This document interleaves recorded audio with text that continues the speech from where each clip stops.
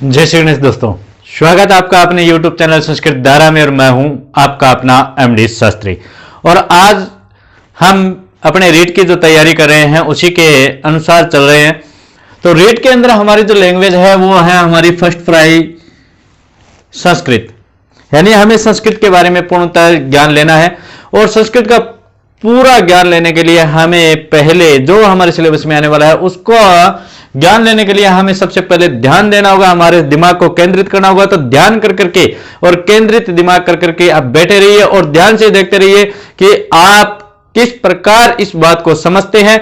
क्योंकि इसमें जब भी आप किसी भी चीज को पढ़ते हैं तो उसके अंदर ध्यान रखना, सबसे पहले दिमाग आपका केंद्रित होना चाहिए और साथ में आप जो भी पढ़ते हैं उसको अपने अंदर ढालने की कोशिश कीजिए और अपने जो भावनाएं होती है उसको समझने की कोशिश कीजिए, जिससे आपको बहुत जल्दी ये चीज समझ में आएगी।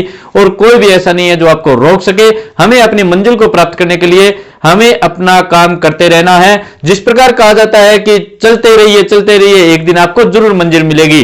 तो उसी प्रकार हमें चाहे चलना पड़े, दौड़ना पड़े, चाहे रेंगना पड़े, चाहे घुटने के बल चलना पड़े, लेकिन हमें हमारी मंजिल प्राप्त करनी है।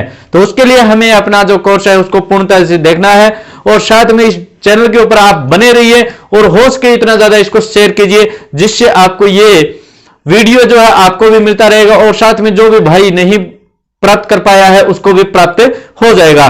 तो चलिए फिर देख लेते हैं आज का जो अपना टॉपिक है वो क्या। पहले कल की बात कर लेते हैं। हम पीछे वाले वीडियो में हमने जो पढ़ा था उसके अंदर हमने पढ़े थे 14 सूत्र कौन कौन से होते हैं। अब हम यहां पर पढ़ेंगे 14 सूत्रों के अंदर जो हमने बात की थी कि हमें 14 सूत्रों के साथ में वर्णों की भी बात करनी होगी। वर्ण क्या होते हैं, ठीक है, जिसको हम कह देते हैं वर्ण विचार। देखो, वर्ण विचार जब तक नहीं करेंगे तब तक हमें पता नहीं चलेगा, क्योंकि वर्णों का विचार करना बहुत ही जरूरी हो जाता है। वर्ण विचार यानी वर्ण क्या चीज है। तो सबसे पहले हम बता देते हैं कि भाषा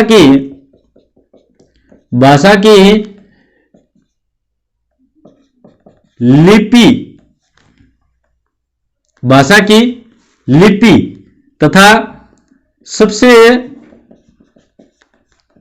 छोटी क्या है, इकाई है। भाषा की लिपिबद्ध जो सबसे छोटी इकाई है उसे कहते हैं वर्ण, ठीक है। भाषा की सबसे छोटी लिपिबद्ध जो इकाई है उसे कहते हैं हम वर्ण कहते हैं, ठीक है। यानी लिखित रूप में जो सबसे छोटा अक्षर होता है, सबसे छोटी जो इकाई होती है वो होती है हमारी वर्ण होती है। धीरे धीरे ध्यान से अच्छी तरह से समझना है आपको, हर चीज आपको क्लियर हो जानी चाहिए। मेरा मकसद एक ही है कि जितने भी यहां पर पढ़ते हैं, जितने भी बच्चे यहां पर पढ़ रहे हैं, उन सबको एक एक टॉपिक समझ में आ जाना चाहिए। चाहे हम थोड़ा देर से पढ़ ले, लेकिन हमें किसी भी प्रकार से भागना नहीं है। जैसे आपने सुना होगा कि जो व्यक्ति एक साथ छत पर चढ़ने की कोशिश करता है वो हमेशा नीचे गिरता है। हमें तो सीढ़ी दर सीढ़ी चढ़ना है और सीढ़ी दर सीढ़ी चढ़ते हुए हम एक दिन अपनी मंजिल को जरूर प्राप्त कर लेंगे, ठीक है।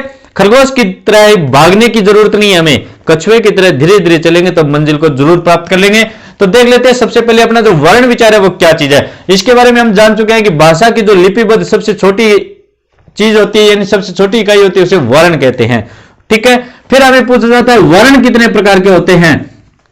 तो वर्ण कितने प्रकार के होते हैं इसके बारे में हमें जब बतलाया जाता है तो हम क्या कह सकते हैं कि वर्ण 2 प्रकार के होते हैं। वर्ण कितने प्रकार के होते हैं, 2 प्रकार के होते हैं, ठीक है। अब 2 प्रकार के होते हैं वो कौन कौन से होते हैं। एक तरफ हम लिख सकते हैं स्वर और दूसरी तरफ हम लिख सकते हैं हल या व्यंजन। स्वर और हल यानी व्यंजन, ठीक है। स्वरों को हम संस्कृत में एक नाम और दे देते हैं जिसका नाम है अच नाम दे देते हैं। सबसे पहले तो हम देख लेते हैं कि स्वर कितने होते हैं। स्वरों की संख्या होती है 9, यानी संस्कृत में जो अच की बात करें तो हम कितने होते हैं, 9 होते हैं। हल की अगर हम बात करें तो इसके अंदर होते हैं 33, ठीक है। तो अब हमें अगर एक प्रश्न इसके अंदर देखो, प्रश्न भी हम धीरे धीरे बातें करते रहेंगे। हमें अगर ये पूछ लिया जाए कि अचः कति संति, अच कितने होते हैं तो 9 होते हैं। या संस्कृत में स्वर कितने होते हैं, 9 होते हैं। पाणिनि के द्वारा जो स्वर बनाए गए हैं वो कितने, 9 है, ठीक है। लघु सिद्धांत के अनुसार स्वर कितने हैं, 9 है। तो सब चीज के बारे में हम यहां पर प्रश्न बतला सकते हैं। फिर उसके बारे में सबसे पहले देखेंगे कि स्वर की परिभाषा क्या होती है, ठीक है। स्वर की परिभाषा यानी स्वर कहते किसे हैं। तो हमें पता है कि जो क्या है, जो स्वतंत्र होते हैं, स्वतंत्र होते हैं किसमें, लिखने तथा बोलने में। लिखने और बोलने पर जो स्वतंत्र होते हैं उन्हें हम क्या कहते हैं, स्वर कहते हैं। यानी इनको किसी भी दूसरे स्वर या वर्ण या व्यंजन किसी भी चीज की आवश्यकता नहीं होती है, इसलिए ये अपने आप में स्वतंत्र होते हैं लिखने में और बोलने में। इनको अकेले ही बोला जा सकता है, इनको अकेला लिखा जा सकता है, उन्हें हम क्या कहते हैं, स्वर कहते हैं। सबसे पहले हम स्वरों की बात करेंगे, फिर उसके बाद में चलेंगे हम व्यंजनों की ओर। ठीक है, तो आप लगातार बने रहिए इसी प्रकार, क्योंकि हमें अपनी मंजिल को प्राप्त करना है तो हमें हमारा लगातार और निरंतरता रखनी होगी। ठीक है, स्वर हो गए हमारे जो स्वतंत्र होते हैं लिखने में और बोलने में, जो स्वतंत्र होते हैं उन्हें स्वर कहते हैं। स्वर 9 प्रकार के होते हैं। ठीक है, कौन कौन से होते हैं तो देख लेते हैं। अ, ई, उ, री, ली, ए, ऐ, ओ और औ। अब देखो इनकी संख्या देख सकते हो आप कितनी हो सकती है। इनकी संख्या कितनी है, पूरी की पूरी 9 संख्या है, यानी ये 9 होते हैं। अब इनमें कई बार बच्चों का सवाल आ जाता है कि सर इनके अंदर दीर्घ स्वर नहीं है। ठीक है, तो हमेशा याद रख लेना, हमारे पाणिनि जी ने जो बतलाया था उन्होंने क्या कहा था कि हमें दीर्घ स्वर लिखने की आवश्यकता क्यों नहीं पड़ी, क्योंकि जब हमें पता है कि ऐ से ए को मिलाएंगे यानी अ प्लस ए को करेंगे तब हमारा क्या बन जाएगा, आ बन जाएगा। इसी प्रकार ई प्लस ई को बनाएंगे तो हमारा क्या बन जाएगा, ई बन जाएगा। इसी प्रकार री प्लस री करेंगे तो री बन जाएगा। तो इसीलिए इन्होंने कहा है कि हमें आवश्यकता नहीं है दीर्घ स्वरों की, क्योंकि हमें पता है कि दीर्घ स्वर इन्हीं में है, तो हम इनको डबल कर करके जब बनाएंगे तो ऑटोमेटिक हमारा जो दीर्घ स्वर है वो बन जाएगा। ठीक है, इसीलिए हमें क्या दिया गया, अकश वर्ण दीर्घः, एक सूत्र दिया गया है जिसके माध्यम से हमें पता है कि हम छोटे स्वर को छोटे स्वर के साथ मिलाते हैं तब दीर्घ स्वर का निर्माण हो जाता है, या फिर छोटे स्वर को बड़े स्वर के साथ में भी अगर मिलाएंगे तब भी हमारा एक दीर्घ स्वर का निर्माण होगा। ठीक है, ये हो गए हमारे स्वर। अब स्वर के बारे में देखो हमें बतलाया दिया जाता है कि स्वर कितने होते हैं, दीर्घ स्वर कितने होते हैं, दीर्घ स्वर कितने होते हैं, लघु स्वर कितने होते हैं, इनके बारे में बताया जाता है। तो लघु स्वर कितने हैं,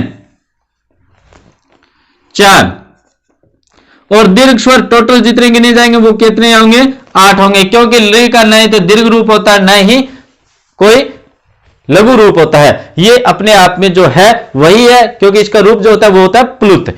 ठीक है, ल का कोई भी दीर्घ स्वर नहीं होता, याद रख लेना, दीर्घ नहीं होता और लघु भी नहीं होता, ये अपने आप में एक क्या है, प्लुत है। इसीलिए इसको दीर्घ और लघु दोनों में नहीं गिना जाता, ये प्लुत भी आता है भाई। ठीक है, अब बात कर लेते हैं हम यहां पर चलते हुए कि हमें कई बार यह भी पूछ लिया जाता है कि सर संयुक्त स्वर कौन से होते हैं, संयुक्त स्वर कौन से होते हैं। अब संयुक्त स्वर की बात करें तो ये जो 4 होते हैं ये संयुक्त स्वर होते हैं, तो संयुक्त स्वर की संख्या कितनी हो गई, 4 हो गई। संयुक्त स्वर जो है, संयुक्त स्वरों के बारे में हमें बताया जाए कि संयुक्त स्वर कौन कौन से होते हैं, ए, ओ, ऐ, औ, इनको क्या कहते हैं हम, संयुक्त स्वर कहते हैं। लेकिन कई बार हमें एग्जाम में घुमा करके प्रश्न पूछा जाता है कि मूल संयुक्त स्वर कौन से हैं, मूल संयुक्त स्वर कौन से हैं, ये अगर पूछ लिया जाए तब हमें बताना है कि मूल संयुक्त स्वरों की संख्या जो होती है वो कितनी होती है, सिर्फ और सिर्फ 2 होती है।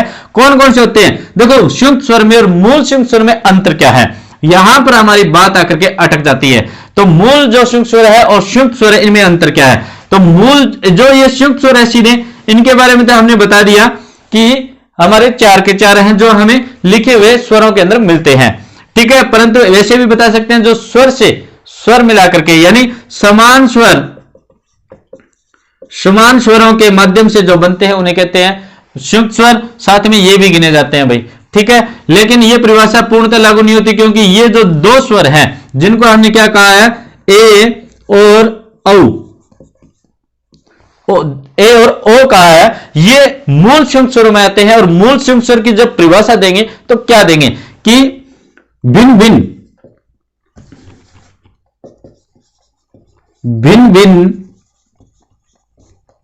भिन्न भिन्न स्वरों से मिलकर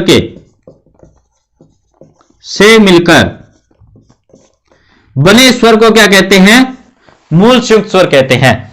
भिन्न भिन्न स्वरों से मिलकर के बने हुए स्वरों को क्या कहते हैं? मूल संयुक्त स्वर कहते हैं। मूल संयुक्त स्वर कैसे बनता है? जैसे यहां पर बता देता हूं, ए को बनाना है तो हम क्या करते हैं? अ प्लस ई लगाते हैं, तभी क्या बनेगा? ए बनेगा। इसी प्रकार हम यहां पर अगर ओ को बनाते हैं तो ओ क्या बनेगा? अ प्लस उ जो बराबर लगाएंगे तब क्या बनेगा? ओ बनेगा। तो दोनों के अंदर देख सकते हो दोनों ही स्वर अलग अलग हैं। तो अलग अलग स्वरों के मेल को ही क्या कहते हैं? मूल संयुक्त स्वर कहते हैं। और मूल संयुक्त स्वर की जो संख्या है वो कितनी है? 2 है। आई बात इतनी आपको समझ में कि हमें हमेशा याद रखना है कि मूल संयुक्त स्वर कितने हैं? 2 है। संयुक्त स्वर कितने हैं? 4 हैं। स्वर की जो परिभाषा वो क्या है? वह स्वतंत्र होते हैं लिखित में और बोलने में, ठीक है। और इनकी जो संख्या है, अक्षरों की संख्या कितनी है? 9 है। या स्वर कितने हैं या अच कितने हैं पूछ लिया जाए तो 9 होती है। बात आई समझ में आपको? हुई क्लियर? अब बात कर लेते हैं अपने आगे व्यंजनों की। अब बात करनी है अपने को व्यंजनों की। व्यंजनों की जब बात करते हैं यानी हल की जब बात करते हैं तो हमने वैसे भी 14 सूत्र जो माहेश्वरी सूत्र होते हैं उसमें मैंने आपको बताया था कि माहेश्वरी सूत्र के अंदर जो हय वरट है, हय वरट से लेकर के और जो जहां तक चलेंगे हम हल तक चलेंगे, यहां तक जितने वर्ण आएंगे वो सब के सब क्या कहलाएंगे? हल कहलाएंगे यानी व्यंजन कहलाएंगे। फिर भी हम देख लेते हैं व्यंजन जो होते हैं हमारे जो व्यंजन होते हैं वो हमें जैसे हम अगर लिखना चाहें तो ऐसे भी लिख सकते हैं कादयो मावसाना, कादयो मावसाना। तो क्या हो जाएगा? क से मैं तक, क से मैं तक जितने भी वर्ण आएंगे वो सब के सब क्या कहलाएंगे? कि कादयो मावसाना या क से लेकर के मैं तक वर्ण होते हैं, ठीक है। और उसके बाद में जब हम ये पढ़ते हैं कि इसके बाद में हम क्या पढ़ेंगे?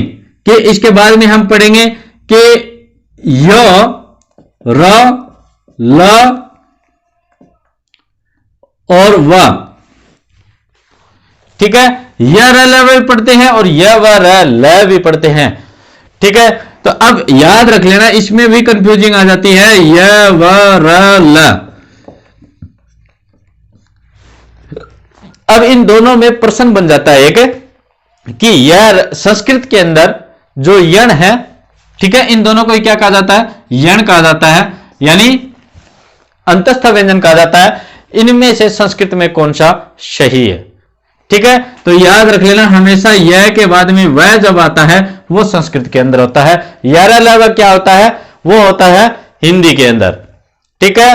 और यह और वह, इन दोनों को हम कैसे पढ़ेंगे, कैसे याद रखेंगे? तो यण संधि को याद रख लेना। यण संधि के अंदर यह और वह का ही ज्यादा महत्व दिया गया है। यह और वह से पहले वाला वर्ण क्या होता है? आधा होता है। इसीलिए यण संधि की हमें परिभाषा के बारे में जानकारी मिलती है। यह व ल, यह जो होता है हमारा वो संस्कृत का शुद्ध होता है। इसको हम क्या कह सकते हैं? यण कह सकते हैं, ठीक है। इनको कहते भी यण है। और यह व ल जो वर्ण है वो किस में आ जाते हैं? यह से लेकर के ल तक जो वर्ण आएंगे उन्हें यण कह देते हैं। उसके बाद में आ जाता है हमारा श, श है, ठीक है। ये आ गए चार वर्ण, इनको हम कह देते हैं सल भी कह देते हैं और साथ में हम इनको उष्म भी कह देते हैं, ठीक है। ये आगे की बात है, हम आगे भी बात करेंगे कि श सा श है जो है वो उनको सल कहते हैं। और उसके बाद में जब भी बात आती है तो बात आती है संयुक्त की, संयुक्त व्यंजन या संयुक्त हल। संयुक्त व्यंजनों की जब बात करें तो श, त्र और ज्ञ, ये तीन वर्ण आते हैं हमारे पास में और एक आता है ये, ठीक है, सॉरी श्रेय, श्रेय आता है, ठीक है। इसकी जब बात करेंगे तो हम किससे बनाएंगे? इसको क और श से बनाएंगे, ठीक है।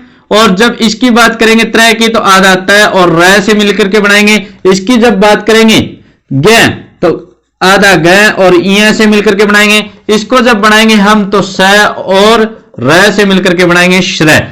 ये होते हैं संयुक्त व्यंजन। अब संयुक्त व्यंजनों की परिभाषा हमें देने की आवश्यकता नहीं है, क्योंकि जिस प्रकार हमने संयुक्त स्वरों की परिभाषा दी थी उसी प्रकार इनकी होती है कि दो या दो से अधिक, दो या दो से अधिक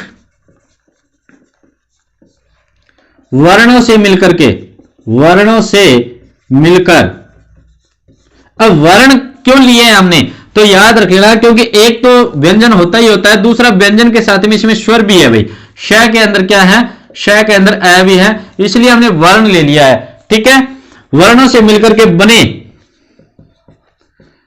बने वर्ण को क्या कहते हैं, संयुक्त व्यंजन कहते हैं। बात आई समझ में? यानी दो या दो से अधिक जब वर्ण मिलते हैं या फिर हम ये कह सकते हैं व्यंजन मिलते हैं, तब एक नए व्यंजन का निर्माण होता है, उसमें से ये सब आते हैं। बात आ गई समझ में? अब बात कर लेते हैं, हमें ये कह दिया किसी ने कि हल कहते किसे, हल की परिभाषा दीजिए, हल की परिभाषा दीजिए। तो हल की अगर हम परिभाषा देंगे तो उसके अंदर भी याद रख लेना, हल की परिभाषा देते समय हमें क्या कहना होगा कि ये जो वर्ण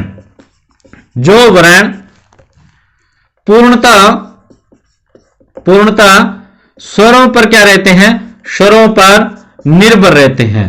ठीक है, निर्भर रहते हैं, उन्हें क्या कहते हैं, हम व्यंजन कहते हैं या फिर हल कहते हैं। पूर्णतः स्वरों पर निर्भर क्यों रहते हैं, क्योंकि हमें पता है कि अकेला इसको न तो हम लिख सकते हैं, न इसका कोई अर्थ निकलता है। ठीक है, और न ही इसको बोल पाते हैं, इसीलिए इसके अंदर प्लस आ यानी स्वर का मिलना जरूरी हो जाता है, इसलिए ये पूर्ण हो जाता है। जब तक इसमें स्वर नहीं मिलता है तब तक ये अपूर्ण रहता है या फिर ये अशुद्ध रहता है, अशुद्ध रहता है, और इसको शुद्ध करने के लिए हमें स्वर की आवश्यकता पड़ती है। बात आई इतनी समझ में आपको? यानी इन्हें हम व्यंजन जो होते हैं, व्यंजनों के बारे में जानकारी हमें होनी बहुत जरूरी है। तो व्यंजन के बाद जब हम करते हैं तब यहां पर यह बात करते हैं कि हमें जो फर्स्ट क्लास में पढ़ाए जाते हैं, फर्स्ट में सेकंड में पढ़ाए जाते हैं, कख है जिनको हम कह देते हैं, वही चीज यहां पर है, वर्णमाला जिसे हम कहते हैं, पढ़ते हैं। तो क्या कहते हैं, कादेय मापसानम, क से लेकर के मैं तक जो वर्ण आते हैं, ठीक है, उसका सूत्र जैसे रूप में लघु सिद्धांत कौमुदी में दे रखा है, कादेय मापसानम। ठीक है, यह वराला शाह, और उसके बाद में छ तृतीय ग और श्र, इनको जब बोलते हैं तब इनको किस प्रकार बोला जाता है, इनका उच्चारण कहां से होगा, उसकी भी बातें करेंगे हम। लेकिन पहले हम इनको जान लेते हैं, और इनको हमने देख लिया अच्छी तरह से, इनकी परिभाषा देख ली है, तो आपको यह भी क्लियर हुआ, हाँ या ना? हो गया क्लियर? अब देख लेते हैं, आगे चलते हैं, अपने आगे की जो प्रतिक्रिया वो क्या। अब देखो, सबसे पहले हम बात करेंगे उच्चारण स्थान की। किसकी? उच्चारण स्थान की। अब सबसे पहले तो हमें यह पता होना चाहिए उच्चारण स्थान होता क्या है, यानी जिस भी वर्ण को हम बोलते हैं, उच्चारित करते हैं, वो जिस हमारे शरीर के यानी मुख के जिस अंग से मिलकर के या जिस अंग से बोला जाता है, उसे ही हम क्या कहते हैं, उच्चारण स्थान कहते हैं। जहां से निकलता है उसे कहते हैं उच्चारण स्थान कहते हैं। तो सबसे पहले हमें उच्चारण स्थान के बारे में बात करनी पड़ेगी। तो उच्चारण स्थान में जैसे हमने अभी लिखा था, कादयो मावसानाम, कादयो मावसानाम, यानी क से लेकर के क से मैं तक, क से मैं तक ये। लेकिन यहां पर हम ये नहीं करेंगे, यहां पर एक एक अक्षर को अलग अलग देखेंगे। जैसे हमने लिख दिया कु, कु का मतलब क्या होता है, कु वर्ग लिख दिया हमने, कु वर्ग का मतलब क्या होता है, क, ख, ग, घ और ड़, ये आ गया। उसके बाद में आ जाता है, उसके बाद में आ जाता है विसर्ग। ठीक है, क, ख, ग, घ, ड़ है और विसर्ग, इनका उच्चारण स्थान क्या होता है, यानी कु शब्द के अंदर ये पांचों वर्ण आ जाएंगे, है और विसर्ग आ जाएंगे। ठीक है, इनको सूत्र के माध्यम से अगर हम बोलना चाहें तो इनको बोल सकते हैं अकुह विसर्जनीय नाम, विसर्जनीय नाम, अकुह विसर्जनीय नाम। ठीक है, तो इनका दोनों का उच्चारण स्थान क्या होगा, इन दोनों का उच्चारण स्थान क्या होगा, हमारा कंठ होगा। यानी इनका जब भी हम उच्चारण करते हैं तो क्या होगा, कंठ होगा। अ, क, ख, ग, घ, जहां भी बोलते हैं हमारे यहां से बोला जाता है, इसलिए इनका उच्चारण स्थान क्या हो जाएगा, कंठ हो जाएगा। और इसको इस सूत्र के माध्यम से याद रख सकते हैं, अकुह विसर्जनीय नाम कंठः। अ नहीं लिखा क्या हमने, चलो यहां पर लिख देते हैं अ। ठीक है, अ कु माने क वर्ग पूरा आ गया है और विसर्ग आ गया, इनको उच्चारित कहां से किया जाता है, कंठ से किया जाता है। ठीक है, अकुह विसर्जनीय नाम कंठः। आप साथ साथ में अगर दोहराते रहेंगे तो आपको जरूर निरंतरता रखने से बहुत जल्दी याद हो जाता है। क्या कहता है, अकुह विसर्जनीय नाम कंठः, अकुह विसर्जनीय नाम कंठः। अब बात कर लेते हैं आगे वाले की। आगे कहता है कि ई चवर्ग या चू से नाम ले लेते चू वर्ग। ठीक है, चवर्ग कह दो चाहे चू कह दो, चू वर्ग। ठीक है, उसके बाद में आ जाता है यह। ठीक है, ई चू वर्ग यह। अब चू का मतलब मैंने आपको पहले बता दिया, जहां पर कु चू टू तू पू लिखूंगा इसका मतलब उसके पांचों वर्ण। ठीक है, तो अब यहां पर इसका जो सूत्र है वो लिख लेते हैं। क्या कहता है, इचु यसानाम। अच्छा, यहां पर मैंने एक चीज नहीं लिखी, श, तो क्या हो जाएगा, इचु यशानाम। ठीक है, अब इचु यशानाम का क्या हो जाएगा, तो आप खुद भी बोल करके देख सकते हो। ई च छ ज झ इन शब्द का जब भी उच्चारण करते हैं हम, तब कहां से होता है हमारा, तालु, तालव्य जिसे कहते हैं। ठीक है, यानी हमारी जो जीवा है वो ऊपर की ओर लगती है, तालवे की ओर, इसीलिए इसे कहते हैं तालु। आई बात समझ में, इचु यसा नाम तालु, इचु यसा नाम तालु। ठीक है, उसके बाद में बात कर लेते हैं री, र और टू या टू वर्ग। ठीक है, और बाद में बात कर लेते हैं श की। अब ये जो है री, र, ट वर्ग और श, इसको जब भी बोलते हैं तो इसका जो सूत्र होगा वो क्या होगा, ऋतु रसानाम। ऋतु रसानाम, देखो ट ठ ड ढ जब भी आप बोलोगे तो आपकी जीवा जो है वो ऐसे हो जाती है और फिर ऐसे लगती है। यानी हमारे जो जीवा का जो एकदम आगे का हिस्सा होता है उसे हम क्या कहते हैं, शिरा कहते हैं। जब भी आपके पास में कोई बुजुर्ग मिले तो उससे पूछना है कि जब भी वो किनारे को क्या कहते हैं, पुरानी भाषा में शिरा कहा जाता था, इसीलिए इसको हमारी संस्कृत भाषा में कहा गया मूर्धा या शिरा। ठीक है, मूर्धा या शिरा। ठीक है, ऋतु रसाणाम मूर्धा, ऋतु रसाणाम मूर्धा। बात आई समझ में। अब बात आ जाती है लृ तु वर्ग स। ठीक है, इसको जब भी बोलेंगे तो क्या बोलेंगे, लृ तुलसानाम, लृ तुलसानाम। क्या बोलेंगे, देखो त थ द द न जब भी बोलते हैं ना, ये लाइन जब भी बोलते हैं तो याद रख लेना, हमारी जीवा जब दांत के बीच में आ जाती है, कट जाती है, तो हम कहते हैं कि हमें किसी ने गालियां दी है या फिर अपशब्द बोले हैं, हमारी चुगली की है। ऐसा कुछ नहीं होता। देखो यहां पर लृ तुलसा नाम जो बनता है, यानी त थ द ध न जब भी बोलेंगे हमारी तो जीभ जो है वो हमारे दांतों के बीच में आएगी, और जब दांत पहले आ जाएंगे और जीभ बाद में वापसी निकलेगी तो इसका मतलब है दांत अपना काम कर देंगे। ठीक है, तो हमें क्या देखना है कि हमें याद रखना, और ये प्रैक्टिस भी करके देखा करो आप, जिससे आपको याद रह जाएगा कि कौन सा वर्ण कहां से बोला जाता है। लृ तुलसानाम दंतः, लृ तुलसानाम दंतः, तो क्या हो जाएगा, दंतः, लृ तुलसानाम दंतः। ठीक है, उसके बाद में आता है पूवर्ग, पूवर्ग या उ या बड़ा उ, दो भी कोई भी लिख सकते हो। इसको कहते हैं उपदमानीय, उपपदमानीय, उपपदमानीय। ठीक है, अब इसका देखो प फ ब भ जब भी बोलते हैं हमारे होठ ऐसे करते रहते हैं, और होठों का ही काम है, इसलिए होठ को क्या कहते हैं संस्कृत में, ओष्ठ, ओष्ठ, होठ नहीं होठ, ये। ठीक है, इनको क्या कहते हैं, ओष्ठा कहते हैं। तो उपपदमानीय ओष्ठ। अब बात कर लेते हैं, देखो इन पांचों लाइनों में जो अंतिम वर्ण होता है, ठीक है, ग य अण अण न और म, ये जो पांचों वर्ण होते हैं, इन पांचों वर्ण तथा साथ में आ जाता है अनुस्वार, साथ में आ जाता है अनुस्वार।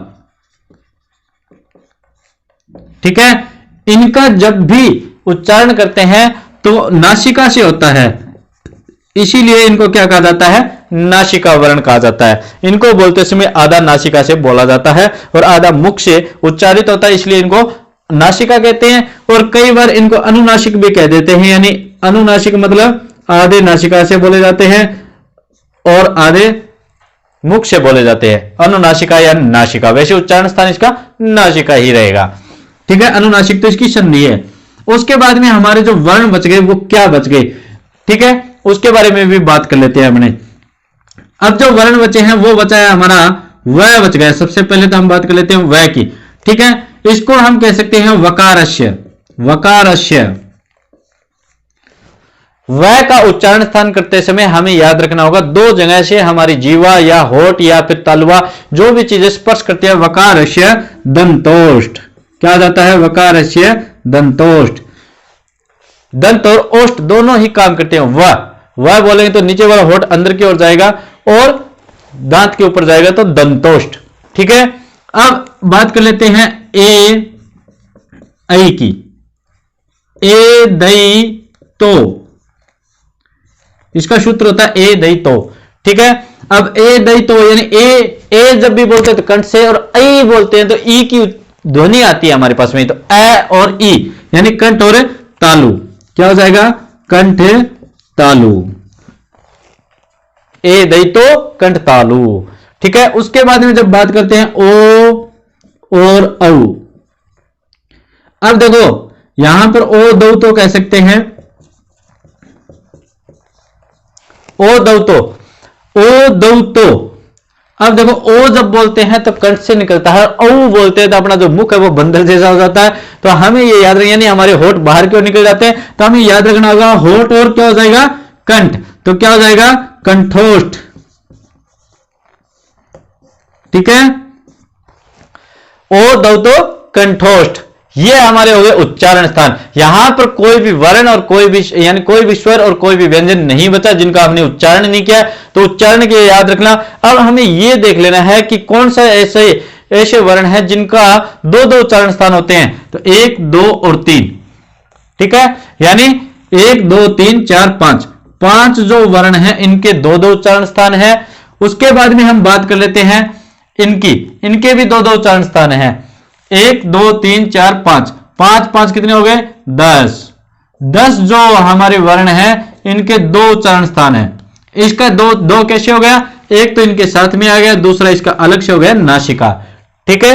यह बात हमें याद रखनी होगी कि हमें अगर कोई पूछ ले कि दो उच्चारण स्थान कितने वर्णों के हैं, तो याद रख लेना 10 वर्णों के हैं, ठीक है।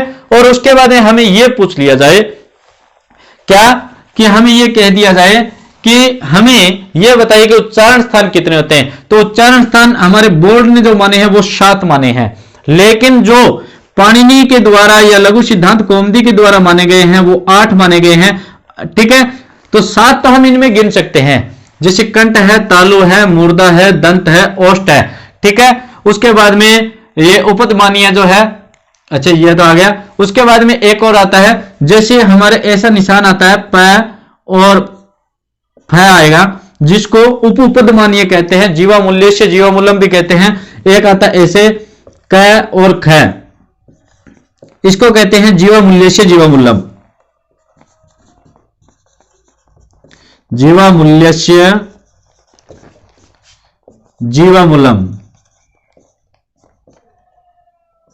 मूलम, ये एक उच्चारण स्थान हो गया।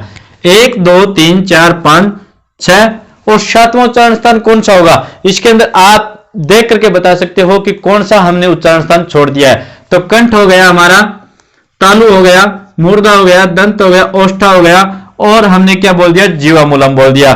तो उसके बाद में हमारी जो क्या बच गई, वो नासिका बच गई। ये तो हो गया हमारे 7 उच्चारण स्थान। उच्चारण स्थान कितने हो गए, 7 हो गए। हमें पूछ ले कि उच्चारण स्थान कितने हैं, तो 7 होते हैं।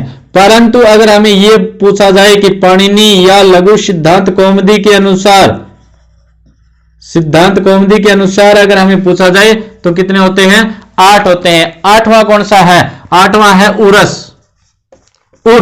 उर माने होता है हृदय, ठीक है, हृदय, हृदय यानी उरस। उरस जो है वो पाणिनि ने साथ में गिना है। उरस वाले कौन कौन से होते हैं, उनके बारे में भी वो बात कर लेते हैं कि उरस यानी हृदय से निकलने वाले जो भी वर्ण होते हैं, यानी है जो है, यानी है की जब बात करते हैं अपने है से उच्चारित जितने भी वर्ण होंगे, जितने भी है से उच्चारित वर्ण होंगे उनको उरस कहते हैं। यानी एकदम जो हमारी सांस जो है वो बाहर निकल जाती है उसे कहते हैं उरस, यानी हृदय से निकलती है उस वक्त, तो उसे कहते हैं उरस। तो हमें केवल हमारे प्रश्नों के ऊपर ध्यान देना है कि सीधा पूछा जाए कि उच्चारण स्थान कितने होते हैं तो 7, अगर वहां पर 8 का भी ऑप्शन है तो हम 8 ही लिखेंगे, क्योंकि लघु सिद्धांत और पाणिनि के अनुसार 8 ही माने गए हैं। ठीक है, यह बात हमारी क्लियर हुई। तो आज की जो बात थी हमारी वो यहां की बात हो गई कि उच्चारण स्थान कितने होते हैं, वो होते हैं 7 या 8। ठीक है, यहां पर हमारे पास में ऑप्शन आ जाता है ऐसे 7 या 8 इस प्रकार का, यानी 7 या 8 लिखा हुआ अगर मिल जाए तो इसका मतलब हमारे 7 या 8 ही उच्चारण स्थान हैं। 2 उच्चारण स्थान, ये 2 स्थान वाले उच्चारित वर्ण कौन कौन से हैं, तो वो 10 हैं, तो 10 के 10 हम नाम गिना सकते हैं। तो ये हमारी आज की जो टॉपिक है इसको हम यहीं पर विराम देते हैं। लेकिन आपको अगर कुछ चीज समझ में नहीं आई है तो आप मेरे को जरूर कमेंट कर करके बताना, अगर आ भी गई है तब भी जरूर बताना मेरे को, क्योंकि मेरा भी मनोबल बढ़ेगा और आपकी तैयारी होगी, और साथ में हम एक साथ मिलकर के जब भी कोई काम करेंगे तो उसमें हमें सफलता जरूर मिलेगी। ये बात आपको भी पता है कि अकेली कोई भी चीज होती है उसके अंदर शक्ति नहीं होती है, लेकिन संगठन में शक्ति होती है। उसी प्रकार हमें अपना संगठन बना करके चलना है और हम लगातार अपनी मंजिल की ओर बढ़ते रहेंगे। तो इस वीडियो को आप लाइक शेयर और इस चैनल को मान लो, वीडियो को मान लो लाइक शेयर और कमेंट तो आप करते ही करते रहना। साथ में आप कमेंट में जरूर लिख करके बताना कि आपको मेरा पढ़ाया हुआ कैसा लग रहा है और किस प्रकार आपको काम में आ रहा है। अगर कोई आप अपने विचार भी रखना चाहो तब भी आप रख सकते हो, कोई दिक्कत नहीं है, नो टेंशन। फिर मिलेंगे आगे वाली वीडियो में, तब तक के लिए जय श्री गणेश, राधे राधे।